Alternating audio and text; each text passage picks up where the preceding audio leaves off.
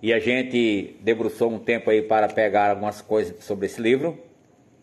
E a primeira questão é: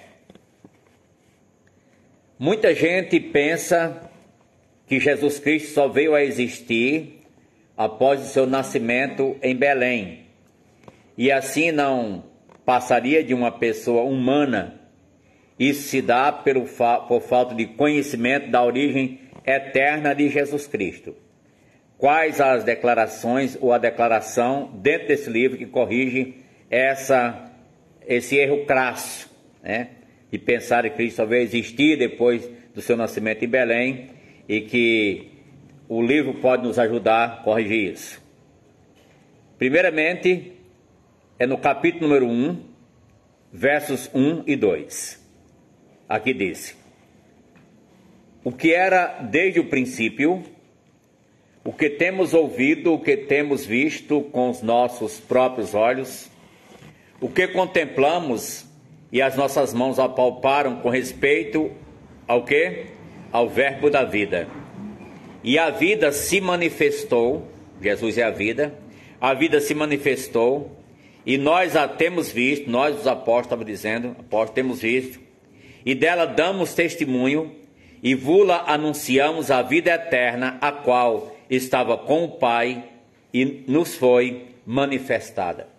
Então Jesus Cristo está além do tempo do seu nascimento, ou seja, antes do seu nascimento ele já existia, ele é autoexistente, ele é Deus, só que quando veio a esse mundo ele se teve que fazer carne, tornar-se homem. 1 João, capítulo 1, versos 1 e 2, corrige o pensamento de que Cristo só veio existir depois que nasceu em Belém. Ele já existia, ele se tornou homem. E é bom lembrar que, ao tornar-se homem, Jesus tomou uma decisão para sempre. Hoje ele é homem e para sempre o será. É tanto que 1 Timóteo 2,5 está dizendo lá que temos um mediador entre Deus e os homens, Cristo Jesus, homem. E esse próprio livro vai dizer novamente isso, está na frente também. Ok? A segunda questão é: muitas pessoas gostariam de ter a experiência de comunhão com Jesus que os apóstolos tiveram. Só que nós vamos ver que isso é real. João falou sobre isso. E ele disse aqui, no capítulo 1, verso 3, que é possível ter a mesma comunhão que eles, apóstolos, tiveram. E aqui disse assim: o que temos visto e ouvido, anunciamos também a vós outros, para que vós igualmente mantenhais comunhão conosco. Ora, a nossa comunhão é com o Pai, com o seu Filho Jesus Cristo. Então, há uma comunhão apostólica, há uma fé viva e autêntica, tal qual as que os apóstolos tiveram, na mesma pessoa de Jesus, fé salvadora, da forma que eles tiveram também, mesmo que eles conviveram com Cristo, mas podemos ter a mesma comunhão. Isso é muito maravilhoso. Dentro desse livro está bem claro aí e subentendido. Terceira questão: a pessoa pode saber se já é possuidor da vida eterna, ou esta é uma questão a ser definida apenas depois de ultrapassar as fronteiras para a eternidade? Não é o que muitos pensam, né? Só quando chegar o tempo é que vou saber, lá depois saberei. Não, tem que saber logo, agora. João disse, 1 João 5,13, estas coisas vos escrevi, a fim de saberdes que tendes a vida eterna, a vós outros que credes em o nome do Filho de Deus. Então, 1 João 5,13 diz que nós temos a vida eterna e que nós devemos saber que temos a vida eterna. Então, o crente tem certeza de vida eterna, é para saber. Por isso esse livro foi escrito. 1 João 5,13 está bem claro. Bem, a quarta questão é: como podemos então ter certeza da vida eterna. Como ter certeza? Aí João diz o seguinte: nós sabemos que já passamos da morte para a vida, porque amamos os irmãos. Aquele que não ama permanece na morte. Todo aquele que odeia seu irmão é assassino. Ora, vós sabeis que todo assassino não tem vida eterna permanente em si. Note como a origem divina da pessoa, a natureza divina da pessoa, faz na pessoa um elo de ligação uns com os outros e com Deus. E aqui diz: nós já sabemos que já passamos da morte para a vida porque amamos os irmãos. Esse amor é evidência clara, externa, da nossa convicta certeza de que somos salvos. Essa forma maravilhosa de expressar. E eu prossigo. Conhecemos o amor que Cristo deu a sua vida por nós. E devemos dar nossa vida pelos irmãos. 1 João 3, 14 a 16. Se admitirmos, eu vou agora para o capítulo 5, verso 9 em diante. Se admitimos o testemunho dos homens, porque muitas pessoas se baseiam no que os homens dizem, e em muitas coisas pode estar certo e não, mas temos que ter essa consciência. Se admitimos o testemunho dos homens, o testemunho de Deus é maior. Verso 9. Ora, este é o testemunho de Deus que ele dá acerca do seu Filho. Aquele que crê no Filho de Deus tem em si o testemunho. Quer dizer, quem é crente em Jesus tem esse testemunho. Aquele que não dá crédito a Deus, o que acontece? O faz mentiroso, porque não crê no testemunho que Deus dá acerca do seu Filho. E o testemunho é este: que Deus nos deu a vida eterna, e esta vida está no seu Filho. Aquele que tem o Filho tem a vida. Aquele que não tem o Filho de Deus não tem a vida. 1 João 5, 9 a 12.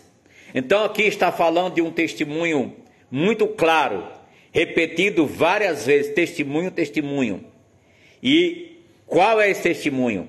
É que Deus nos deu a vida eterna, e esta vida está em Jesus. Aquele que tem Jesus tem a vida. Quem não tem Jesus não tem a vida eterna. Vamos para a quinta questão, no livro de 1 João. Todo mundo é filho de Deus e vai para o mesmo lugar, é o que algumas pessoas afirmam. Existe alguma diferença entre o Filho de Deus e o não Filho de Deus? Nesse livro a gente encontra a resposta para isso. Está no capítulo 3, verso 1. Nisto são manifestos quem? Os filhos de Deus. 1 João 3, 1 disse. 1 João 3, 1 disse: amados, agora somos filhos. Vede que grande amor que nos tem concedido o Pai, ao ponto de sermos chamados filhos de Deus. E de fato somos filhos de Deus. Por essa razão, o mundo não nos conhece, porquanto não conheceu a Ele mesmo. 1 João 3, verso de número 1. E agora, no verso número 10. Verso 10 do capítulo 3. Nisto são manifestos quem? Os filhos de Deus e os filhos do diabo. Todo aquele que não pratica a justiça não procede de Deus.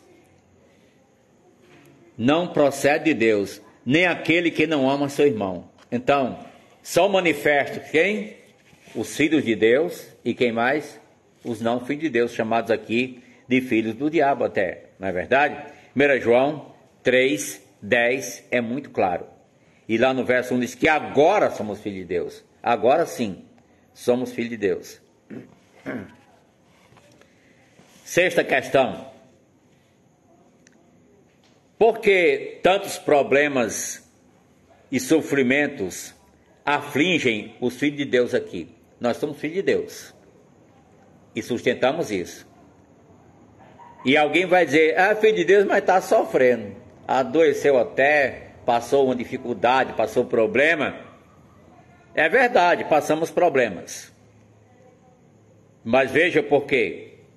1 João, capítulo 3, dá a resposta. Por quê nós somos afligidos? Verso 2.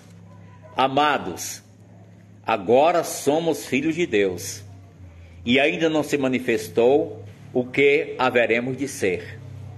Sabemos que quando Ele se manifestar, seremos semelhantes a Ele, porque haveremos de vê-lo como Ele é. Então, por que os filhos de Deus são afligidos com problemas e até com sofrimentos e finalmente a morte? Por quê? Ainda não se manifestou o que haveremos de ser. Por enquanto estamos ainda sujeitos aos problemas e desgaste e sofrimento desta vida. Mas chegará o momento em que nós seremos semelhantes a Jesus. Haveremos de ver como Ele é. Quando Ele se manifestar, seremos semelhantes a Ele. Por enquanto, está longe, né? Por enquanto não aconteceu ainda a glorificação. Mas haverá um momento em que isso vai acontecer. Maravilhosamente, gloriosamente. E esse momento é aguardado com muita expectativa. Vamos para a 7ª questão, porque a gente quer andar, que são 20 questões, né? Já pensou? 7ª. Os pecados terão de ser purificados após a morte em algum lugar, ou a crer em Cristo confessando os nossos pecados, o seu sangue é suficiente para nos purificar? A resposta está aqui nesse livro, no capítulo de número 1, verso 7 e o verso 9. Diz assim: se confessarmos os nossos pecados, verso 9, Ele é fiel e justo para nos perdoar os pecados e para nos purificar de toda injustiça. É suficiente o sangue de Jesus para nos purificar de quê? De todo o pecado, de toda injustiça. E no verso 7, o sangue de Jesus, seu Filho, nos purifica de todo o pecado. Mas deixa eu ler o verso todo, porque há uma ligação com o que eu afirmei antes. A evidência externa, e até interna também, daquele que conhece a Cristo. Se porém andarmos na luz, como Ele está na luz, mantemos comunhão, como? Com quem? Uns com os outros. E aí o sangue de seu Filho Jesus Cristo nos purifica de todo o pecado. Note como é importante, e está ligado aí a uma pessoa que nasceu de novo, está um relacionamento com a igreja, com os irmãos, sem barreira qualquer. Pergunta, essa aqui já foi incluída a 7 e a 8, vamos para a número 9, ok? O que dizer? Estamos com questões dentro do livro 1 João. As respostas estarão lá em 1 João. Todas as perguntas aqui. O que dizer daquele que diz que é crente, mas que anda no pecado, nas trevas, distante da realidade que professa com seus lábios? 1 João 1,6 diz: se dissermos que mantemos comunhão com Ele e andarmos aonde? Nas trevas, o que acontece? Mentimos e não praticamos a verdade. Olha a implicação que tem isso, né? Alguém é chamado aqui de mentiroso, não é verdade? É aquele que diz que é crente, mas na realidade não está correspondendo, não está andando com Jesus. E uma demonstração de estar andando com Jesus é o relacionamento com o povo dele, não é verdade? Com a igreja dele. Quando a pessoa não tem esse interesse, está dizendo algo contrário. 10ª questão. Qual é o mandamento dado por Jesus, pelo qual devemos pautar nossa vida e o nosso relacionamento com os irmãos? Isso está no capítulo número 2, versos 7 a 11. Amados, Não vos escrevo mandamento novo, senão mandamento antigo, o qual desde o princípio tivemos. Este mandamento antigo é a palavra que ouvistes. Todavia vos escrevo novo mandamento, aquilo que é verdadeiro nele e em vós, porque as trevas se vão dissipando e a verdadeira luz já brilha. Aquele que diz que está na luz e odeia seu irmão, até agora está nas trevas. Aquele que ama seu irmão permanece na luz e nele não há nenhum tropeço. Aquele, porém, que odeia seu irmão está nas trevas e anda nas trevas e não sabe para onde vai, porque as trevas lhe cegaram os olhos. 1 João 2, 7 a 11. Então, está aí dentro desse, mostrando qual o mandamento dado por Jesus, no qual devemos nos pautar o nosso relacionamento para com a igreja, para com os irmãos, uns para com os outros. 11ª questão: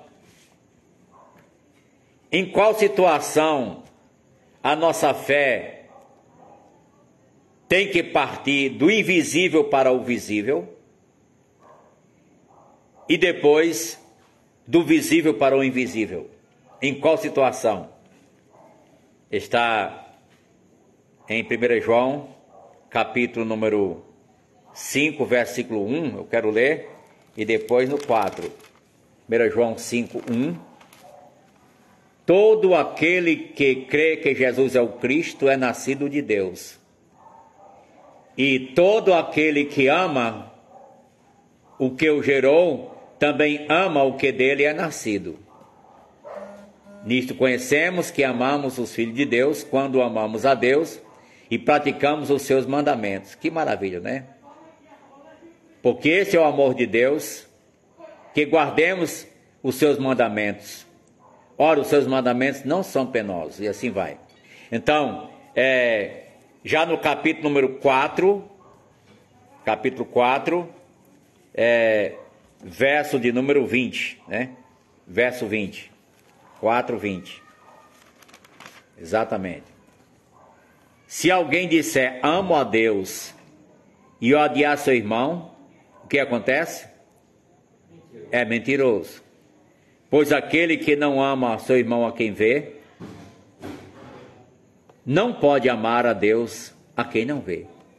Então a pergunta foi, em qual situação a nossa fé tem que partir do invisível para o visível, e em qual situação do visível para o invisível? Então, um é do invisível para o visível, e outro do visível para o invisível. Quando nós cremos em Cristo para a vida eterna, conforme 5:1 aqui, é questão de fé sem ver, sem se basear no que vê. É pela graça mediante a fé. Quando se trata do relacionamento da igreja de uns para com os outros, parte do que se vê para o que não vê, dos irmãos para com Deus. Se dissermos que amamos, como amar a Deus, se disser que ama a Deus que não vê, e não ama os irmãos a quem vê, há uma contradição. Se nós não amamos os irmãos a quem nós vemos, e dissemos que amamos a Deus a quem não vemos, é uma contradição. Se alguém disser amo a Deus e odiar seu irmão, é mentiroso, pois aquele que não ama o seu irmão a quem vê, não pode amar a Deus a quem não vê.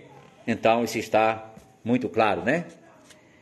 12ª questão: em meios aos ensinos dos homens, para se buscar tantos mediadores ou interventores ou caminhos entre Deus e nós, qual a advertência neste livro?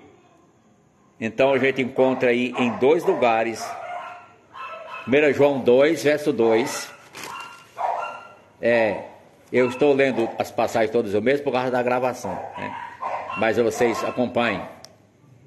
Ele, verso 2, 2:2. Ele é o quê?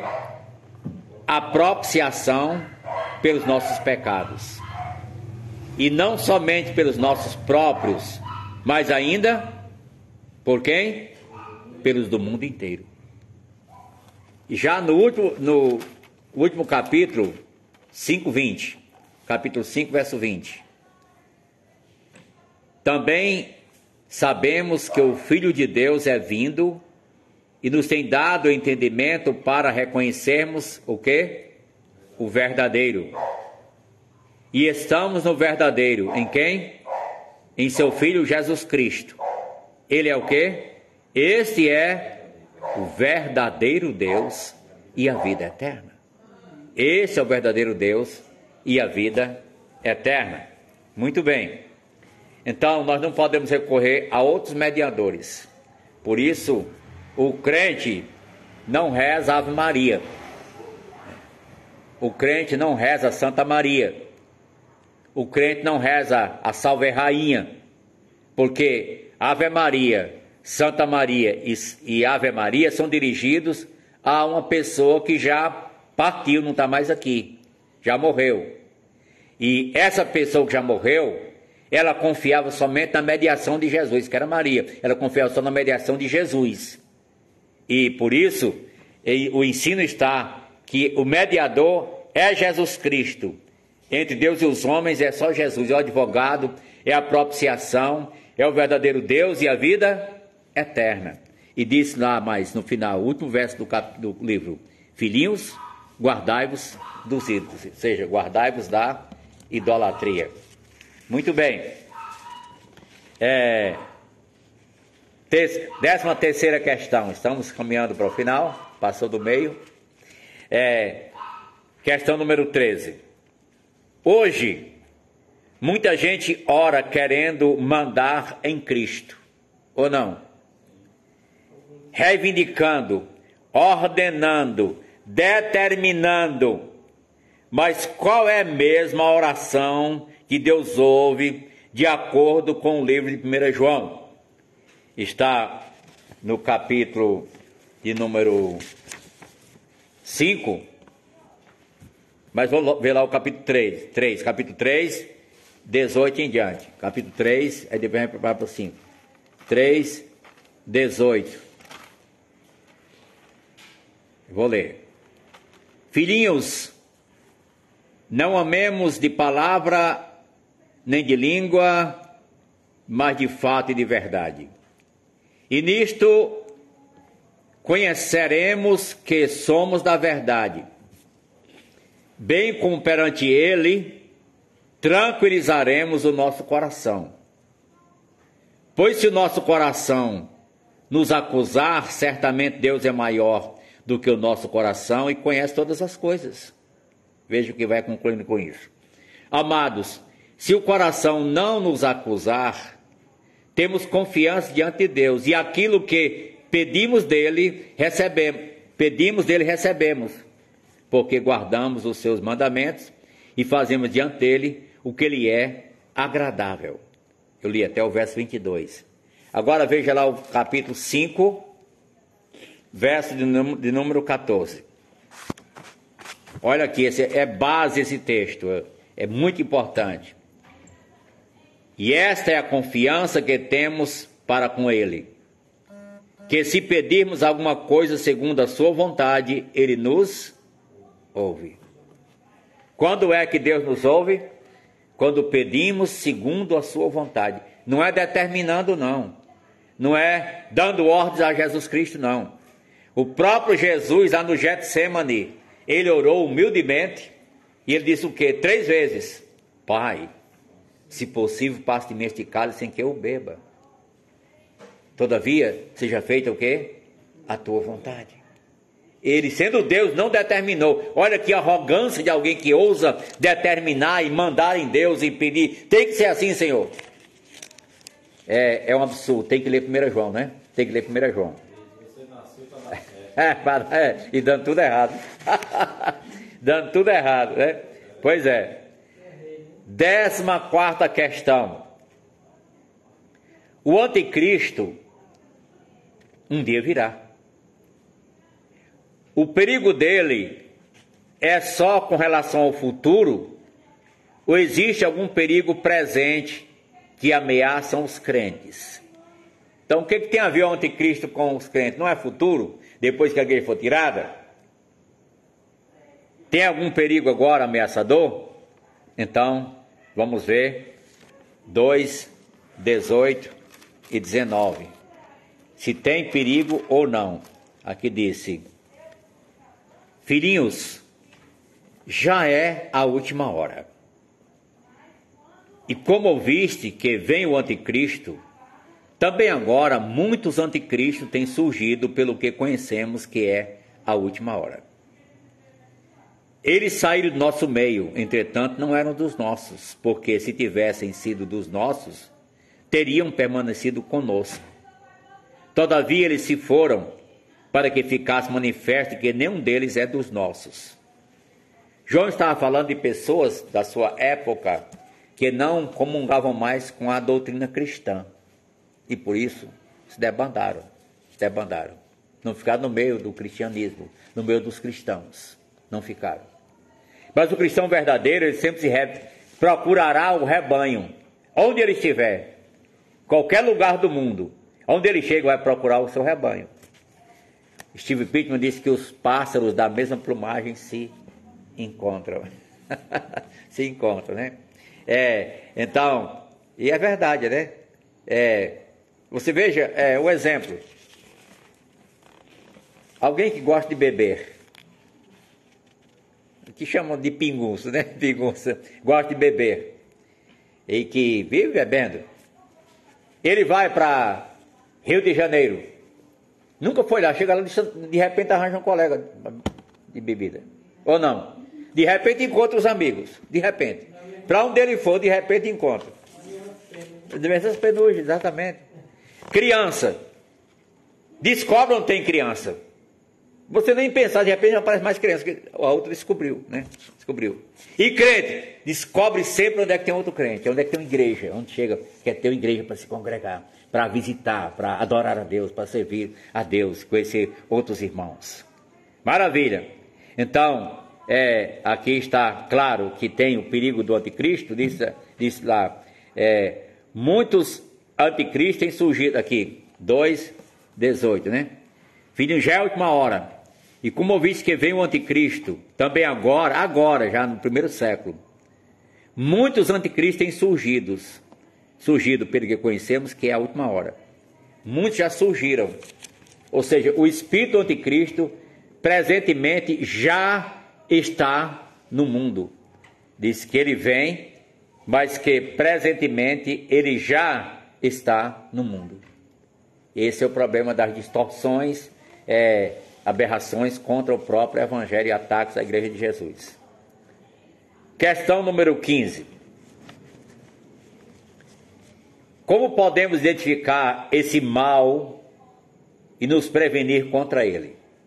Se o anticristo vem, como podemos nos prevenir contra ele? Capítulo 4, verso 1. Amados, não deis crédito a qualquer espírito, antes provai os espíritos se procedem de Deus, porque muitos falsos profetas têm saído pelo mundo fora. Nas igrejas ia chegar pessoas visitando, ia chegar cristãos verdadeiros que vinham de outros lugares, ia procurar a mesma plumagem. Mas também em meio a isso chegava pessoas que não eram cristãs ou que tinham doutrina errada e chegava. Aí João faz uma advertência. Naquele tempo não tinha escritura como tem hoje, no Novo Testamento. Eles tinham que usar o discernimento do Espírito, checar o que estava acontecendo para poder entender. Aí aqui, não decreta qualquer espírito, mas prove se procede de Deus. Prove. Nisto conheceis o Espírito de Deus. Todo espírito que confessa que Jesus Cristo veio em carne é de Deus. Primeiramente, é confessar Cristo, o Filho de Deus que nasceu para ser o nosso Salvador. E todo espírito que não confessa a Jesus não procede de Deus, Pelo contrário, este é o espírito do anticristo, a respeito do qual tendes ouvido que vem, e presentemente já está no mundo. Verso 3 do capítulo 4. O espírito do anticristo, no presente, já está no mundo. Então, isso significa que nós precisamos ter muito cuidado, porque Jesus falou sobre o abominável da desolação, lá do profeta Daniel. E o anticristo virá com o espírito abominador, de abominar as coisas de Deus. Começa até bem, começa até concordando, depois profana. Então o perigo da profanação dentro das igrejas tem que acontecer, o cuidado sim, para não deixar se levar por essas falácias. Então, está claro aí. Eu li até o verso de número... mas o 4 também. Filhinhos, vós sois de Deus, o 4 também, até o 6. Vós sois de Deus e tendes vencido os falsos profetas. Só quem é de Deus vai acontecer isso. Porque maior é aquele que está em vós do que aquele que está no mundo. Eles procedem do mundo e por essa razão falam da parte do mundo e o mundo os ouve. Ah, claro que falar coisas que o mundo gosta vai ser aplaudido, o mundo gosta, né? Eles não vão criar a palavra, mas as coisas que pertencem ao mundo são bem-vindas para eles. Nós somos de Deus. Aquele que conhece a Deus nos ouve. Aquele que não é da parte de Deus não nos ouve. Nisso reconheceis o espírito da verdade e o espírito do erro. Olha aí como conhecer. Está mostrando, João, mostrando como identificar esse mal que vem através do espírito do anticristo, cujo espírito já está, que o mesmo já está vigente em nossos dias. Então, vamos para a próxima questão, número 16. Agora vem para os jovens, falando para os jovens. O jovem que diz que é crente, mas quer curtir o mundo e se afastar para se entrelaçar nos prazeres da carne, em detrimento de obedecer à vontade de Deus, procura satisfazer a carne. O que esse livro diz a respeito? 1 João, vá para o capítulo 2, e aqui diz o verso 15. Não ameis o mundo, que falava para jovens, sabia? O contexto imediato anterior lá é jovens. Não ameis o mundo, nem as coisas que há no mundo. É claro que serve para todo mundo, né? Mas o contexto que está falando para jovens na hora. Se alguém amar o mundo, o amor do Pai não está nele. Porque tudo que há no mundo, a concupiscência da carne, a concupiscência dos olhos, a soberba da vida, não procede do Pai, mas procede do mundo. Ora, o mundo passa, bem como a sua concupiscência. Aquele, porém, que faz a vontade de Deus, o que acontece? Permanece eternamente, ou para sempre. Permanece. Aquele que faz a vontade de Deus, permanece eternamente. Amém? Número 17. Vamos chegando na reta final. A influência do inimigo é real. Como o jovem pode vencer o maligno? Que no capítulo 2, verso 12, diz: Filhinhos, eu vos escrevo porque os vossos pecados são perdoados por causa do seu nome. Pais, eu vos escrevo porque conheceis aquele que existe desde o princípio. Jovens, eu vos escrevo porque tendes vencido o maligno. Filhinhos, eu vos escrevi porque conheceis o Pai. Pais, eu vos escrevi porque conheceis aquele que existe desde o princípio. Jovens, eu vos escrevi porque sois fortes e a palavra de Deus permanece em vós e tendes vencido o maligno. Aí começa aquele texto que eu disse, não ameis o mundo. Depois falou isso aqui. De forma que o jovem pode vencer o mundo. Está claro isso? Qualquer pessoa pode vencer o mundo. Porque a palavra de Deus permanece em nós. O amor de Deus permanece em nós. O Espírito Santo nos ungiu para sermos então essa pessoa de realizar o intento de Deus, seu plano maravilhoso para nossas vidas. Amém? Questão número 18, a antepenúltima, né? Qual é o advogado, disse que iríamos falar sobre isso, né, ainda? Qual é o advogado único que é suficiente e eficiente que esse livro nos apresenta? Está claro para cada um de nós, né? É Jesus. Aonde está? 2:1. Filhinhos meus, estas coisas vos escrevo para que não pequeis. Se todavia alguém pecar, temos advogado junto ao Pai, Jesus Cristo, o justo. Então, o advogado, Jesus Cristo, que está lá junto ao Pai, é o juiz, né? Junto ao Pai. Ele, então, garante com eficiência nos representar e representar exatamente pleitando nossa causa, porque já pagou com sua própria vida, com seu sangue. Amém? Penúltima questão. A questão de o mundo jaz no maligno, né? Agora, o crente, ele pode ser possuído por um demônio? Um demônio pode chegar a se apoderar de um crente? Ou seja, ele pode ser possesso? Esse livro vai dizer se sim ou não. Capítulo 5, verso 18. 1 João 5,18 diz se um crente pode ser possesso ou não. Sabemos que aquele que é nascido de Deus não vive em pecado. Antes, aquele que nasceu de Deus o guarda, e o maligno não lhe toca. O Satanás, o diabo, o demônio não pode tocar o crente. Ele pode até influenciar para o mal, querer tentar, mas ele não vai tocar, se apoderar dele. O crente não pode ser possesso jamais. Isso é coisa para quem não é crente ainda. Última questão. Essa aqui diz respeito até ao nosso Brasil. Tem muitos que pensam e aclamam: Santa Cruz é de Jesus, o Brasil é de Jesus, São Paulo é de Jesus, Rio de Janeiro é de Jesus. É mesmo? Eu nem sabia. Porque a Bíblia diz em 1 João 5,19, o quê? Sabemos que somos de Deus e que o mundo inteiro jaz no maligno. Está diferente, não está? O mundo inteiro jaz no maligno. Então, precisa ser de Jesus. Precisa. Não é dizer que o Brasil é de Jesus, aí você vai evangelizar, mas eu não já sou de Jesus? Você quer para quê? Eu não já sou dele? Não faz sentido, né?